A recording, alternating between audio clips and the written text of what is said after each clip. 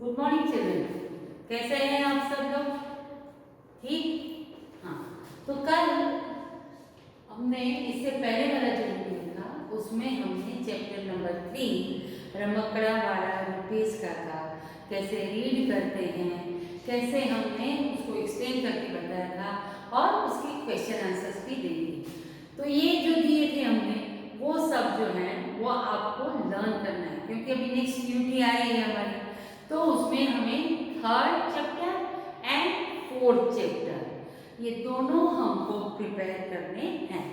जो कुछ भी मैं आपको यहाँ टेक्स्ट बुक का और नोटबुक का जो भी मैं उसमें लिखाऊंगी वो सब आपको याद करना है। पर क्या याद नहीं करना है अभी? पोयम। खास तौर पर ध्यान रखना कि ये दोनों चैप्टर के अंदर 2 पोयम है, पर वो हमें अभी करनी नहीं है, मेमोराइज अभी करनी नहीं है। वो हम करेंगे, प्रिपेयर करेंगे किसके लिए? सेमेस्टर एग्जाम के लिए। अभी जो यूटी होगी तो उसके अंदर 3rd एंड 4th चैप्टर ये दोनों का टेक्स्ट बुक रिलेटेड भी बीच में से आ सकता है, और उसके अलावा जो मैं आपको पीडीएफ भेजूंगी नोटबुक में लिखने के लिए वो सब आपको याद करना है। इसीलिए पोयम को अभी एक तरफ रख देना, क्योंकि पोयम जो है वो हम सेमेस्टर एग्जाम के लिए प्रिपेयर करेंगे। तो अभी पोयम याद नहीं करना, सिर्फ और सिर्फ चैप्टर के क्वेश्चन आंसर्स, चैप्टर को रीड करना, वही ध्यान रखना है। तो आज हम चैप्टर नंबर 4 करेंगे, जिसका नाम है जंगल बुक। जंगल बुक की आप टीवी सीरियल भी देखते हैं, इसलिए आपको पता है कि जंगल में कौन कौन होते हैं। बहुत सारे जानवर होते हैं, और जंगल का राजा कौन होता है? लायन। सिंह ने सू केवल वनराज, वन यानी जंगल और राज यानी राजा, द किंग ऑफ जंगल यानी कि लायन। लायन यानी कि सिंह, गुजराती में इसको हम सिंह भी कहते हैं और वनराज भी कहते हैं। तो आज पहले जंगल बुक के अंदर ना हमको एक छोटी सी ये रायम है, वो रायम हम सिर्फ खाली पढ़ेंगे, और उसके बाद ये जो जंगल के राजा सिंह यानी कि लायन की एक स्टोरी है उसको मैं आपको बताऊंगी। अब यहाँ पर जो ये छोटी सी रायम 2 पार्ट में है, उसमें पहला पार्ट है, क्या है? चारों भाई ये गीतड़ू, यानी कि गीतड़ू यानी गायन। हम गायन गाएंगे।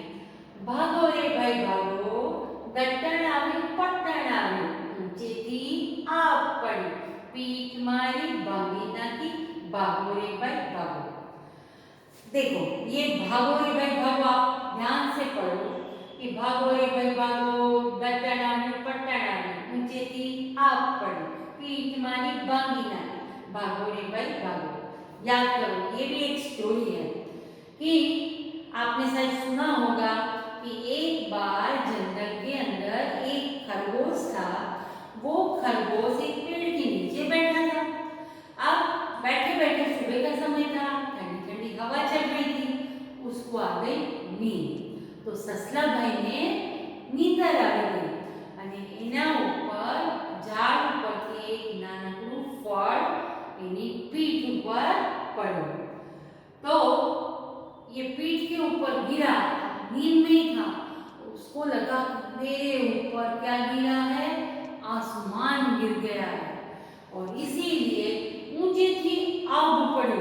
आसमान कभी गिरता है, लेकिन ये खरगोश तो बहुत ही डरपोक होता है, इसलिए उसको जरा सा फल ऊपर से गिरा और वो डर गया, और इसीलिए उसने क्या कहा? जंगल में भागता जा रहा है और बोलता जा रहा है, भागो रे भाई भागो, दट्टन आलू पट्टन आलू, यानी कि बहुत बड़ी मुसीबत आ गई है। क्या मुसीबत आई है? ऊंचे थी आग पड़े, यानी कि ऊपर से आसमान गिरा है। भागो रे भाई भागो, पीठ मारी भंगी ना की, मेरी पीठ को भंगी ना की यानी तोड़ डाली है। भागो रे भाई भागो। ऐसे करके जंगल में सब जगह भागता जा रहा है, जो जो जानवर उसको मिल रहे हैं वो सबके पास बस यही बात बताता है और फिर क्या होता है, सब उसके पीछे पीछे भागते हैं। अभी हमारे में और जानवर में यही फर्क है कि हम इंसान हैं वो दिमाग से काम लेते हैं, इसलिए हमारा दिमाग भगवान ने तेज बनाया है और जानवर को क्या दी है, ताकत। और ये ताकत के बल पर वो शिकार करता है, पर दिमाग किसके पास है, इंसान के पास है। इसीलिए देखो हम पिंजरे में जानवर को बंद कर सकते हैं क्योंकि हमारे पास ट्रिक है, दिमाग है, इसलिए। पर जानवर के पास ताकत होते हुए भी वो इंसान को पिंजरे में बंद कर सकता नहीं है। तो बड़ करता कौन काम आवे, कड़, कड़ यानी कि दिमाग। तो ऐसे करके भागने लगा, लेकिन जब रास्ते में उनको शेर मिला कि ये क्या लश्कर की तरह सब भागे जा रहे हैं, है क्या माजरा, इसलिए उसने पूछा क्या हुआ क्या हुआ। तब उसने बताया कि ये जो है इसने मुझे ऐसे बोला, सब एक दूसरे के ऊपर डालने लगे कि मुझे इसने बोला कि ऊपर से आसमान गिरा है, ऊपर से आसमान गिरा है, इसीलिए सब भागो। पर लास्ट में किसकी बारी आई कि हमको पता नहीं था, पर ये खरगोश ने हमको कहा। और फिर शेर ने उसके सामने देखा और कहा अच्छा तुम्हारे पे आसमान गिरा है, चल मुझे बताओ कहाँ पर आसमान गिरा है। ऐसे करके सब लोग जंगल में आगे बढ़ गए। और फिर वो लोग जब वहां गए, तुम कहाँ थे कि आसमान गिरा, हम भी तो देखे जरा। ऐसे करके शेर आगे और बाकी सब पीछे। और फिर जब वो पेड़ के नीचे गए तो वहां पर बड़ा सा बेर होता है ना, बेरीज, वो बेर नीचे गिरा हुआ था। और शेर ने कहा अच्छा ये आसमान तुम्हारे पे गिरा है, ओके। ऐसे करके शेर ने उसको बोला तो सब जानवर हंसने लगे और खरगोश बेचारा शर्म के मारे दुम दबाकर भाग गया। तो इस तरह से ये जो रायम है उसके अंदर ये स्टोरी है। अब इसके अंदर इससे रिलेटेड ही है कि अगर ऐसी मुसीबत आती है तो क्या अच्छा रावे कच्चा रावे, यानी कोई भी मुसीबत आए, मोटा मोटा मच्छर आवे, हिचका खाऊं तो चक्कर आवे, पहाड़ नहीं सूख पड़े पत्थर पड़े, ससला और मुंह लश्कर आवे, खरगोश का पूरा लश्कर आ जाता है, अच्छा आवे कच्चा आवे। और इस तरह से ऐसी छोटी छोटी बातों के अंदर डरपोक ऐसा खरगोश कहाँ कहाँ से भागता है, सबको बुला के जाता है और आखिर में होता कुछ नहीं, होता है सिर्फ फनी है। तो इस तरह से ये राइम जो है अभी आपको याद नहीं करनी, क्योंकि यूनिट टेस्ट 2 में कोई भी पोएम मेमोराइज करने के लिए आएगी नहीं, सिर्फ सेमेस्टर एग्जाम के लिए हम प्रिपेयर करेंगे, क्योंकि फर्स्ट सेमेस्टर में हमारे टोटल 5 चैप्टर हैं और हम पहुंच गए कहां पर, 4th में। तो अभी हमारे लिए एक ही बचा है, तो हम अच्छे से फिर राइम को मेमोराइज करेंगे और सेमेस्टर एग्जाम के लिए प्रिपेयर करेंगे। तो अब हमारी जो चैप्टर नंबर 4 है उसकी जो स्टोरी है उसका नाम है सी साइड पूंछ। पूंछ आपको पता है सी साइड यानी जंगल का राजा है, इसलिए उसको शेर को साहिब कहा है कि सी साइड पूंछ। एक मोटू जंगल हतु, एक बड़ा सा जंगल था, जंगल नो राजा सिंह हतु। और ये जंगल का राजा मैंने आपको पहले ही बताया कि जंगल का राजा शेर होता है, वनराज होता है। तो शेर जो है वो हमेशा खुद शिकार करके ही खाना खाता है, क्योंकि वो उसका एकदम रॉफ होता है कि वो जंगल का राजा है, ज्यादा ताकत वाला है, इसलिए वो खुद अपना शिकार करता है। जाके शिकार करे, जाके यानी खुद शिकार करे, भर पेट जमे, पेट भर के खाता है, और जब उसका पेट भर जाता है फिर वो उसको छूता भी नहीं है। અને बाकी વધ્યું હોય यानी लेफ्ट ओवर, जो बाकी बच जाता है वो एक सियार खाए। अब इस लोमड़ी तो वैसे ही चालाक होती है, मुफ्त का मिलता है तो कौन छोड़ेगा भला, इसलिए एक सियार जो है वो हमेशा फॉक्स लोमड़ी उसके साथ ही रहती थी। अब जैसे ही वो बचा हुआ मिल जाता था उसको खा लेता था, बोले वाह क्या है, अच्छा है ना, तैयार माल मिल रहा है, कुछ मेहनत करने की जरूरत नहीं है, शिकार करने जाना नहीं, शेर खा लेगा, बचा हुआ मैं खा लूंगा। और इस तरह से शियाળ ने પણ मजा આવી गई थी। मुफ्त में मिल रहा है, कुछ काम नहीं करना है, मेहनत नहीं करनी है, तो मजे ही मजे हैं। पर हमें ऐसा होना चाहिए नहीं, हमेशा मेहनत करते रहना चाहिए।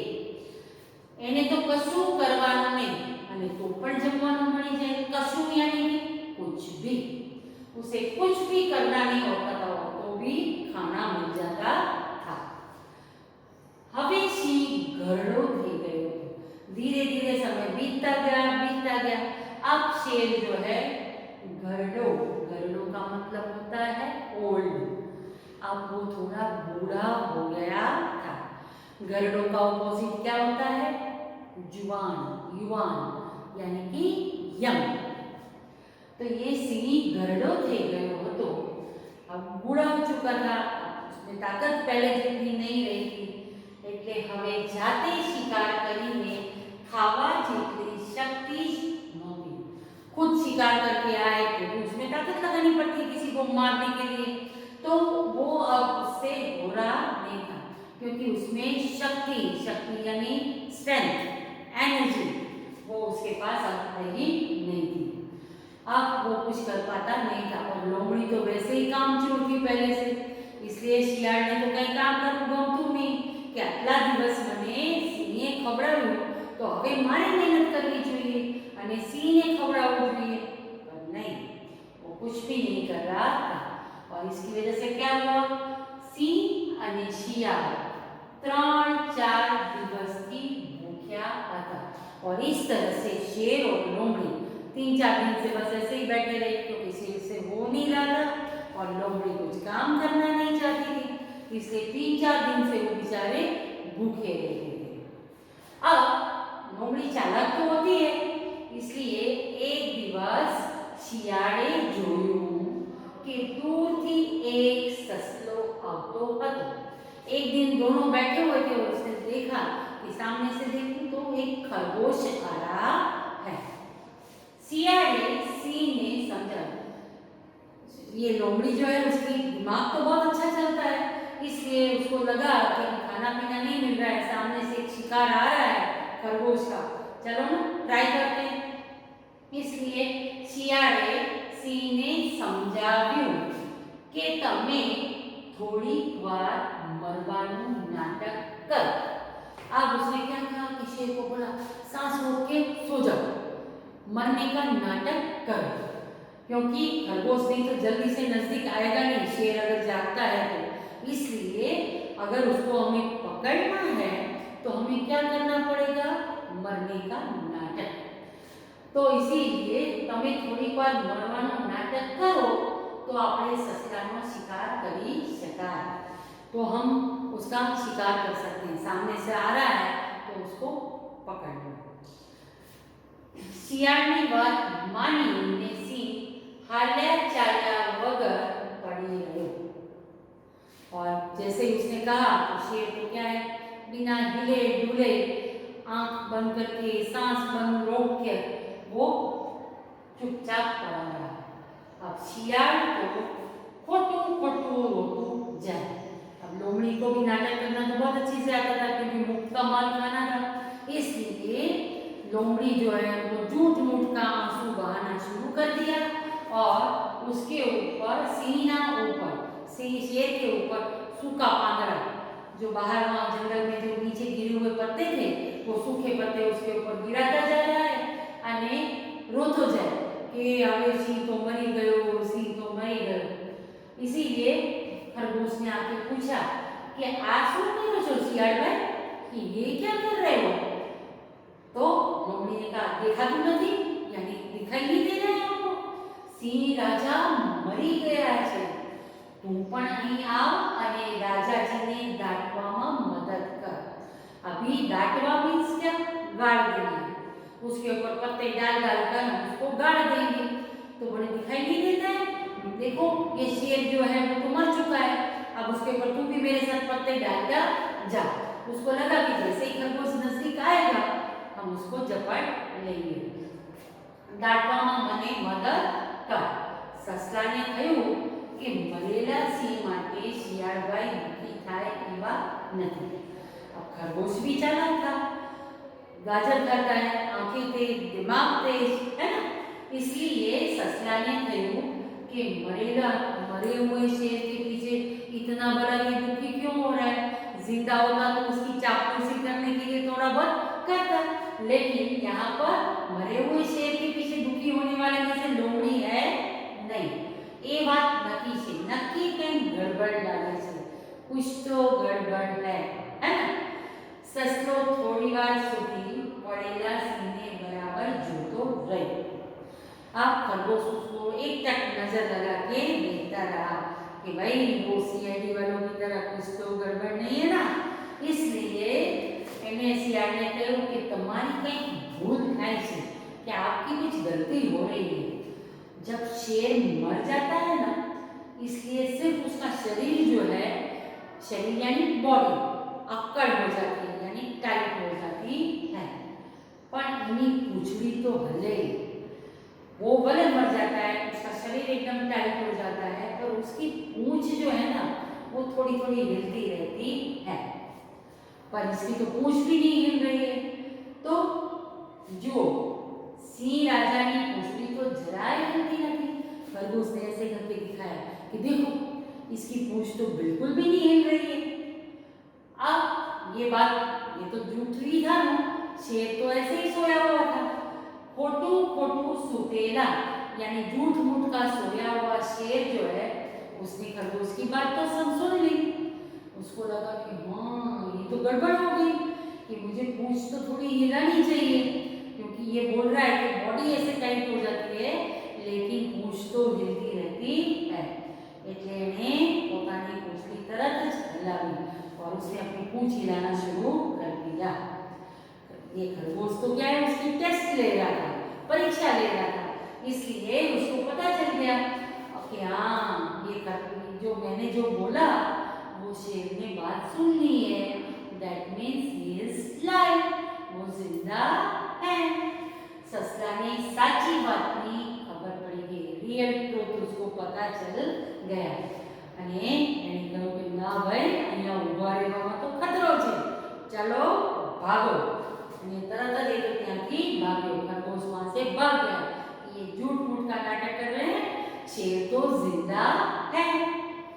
सिंह અને શિયાળ ફરીથી કોઈને ફસાવાની રાહ જોતા બેઠા રહ્યા. वो तो चला गया शिकार. अब क्या करें, अब नेक्स्ट करके वो बैठ गए कि अब हमें आगे क्या करना है. अभी नया कोई शिकार आएगा, नया कोई पैतरा बनाना पड़ेगा, तब जाके हम उसको शिकार कर सकते हैं.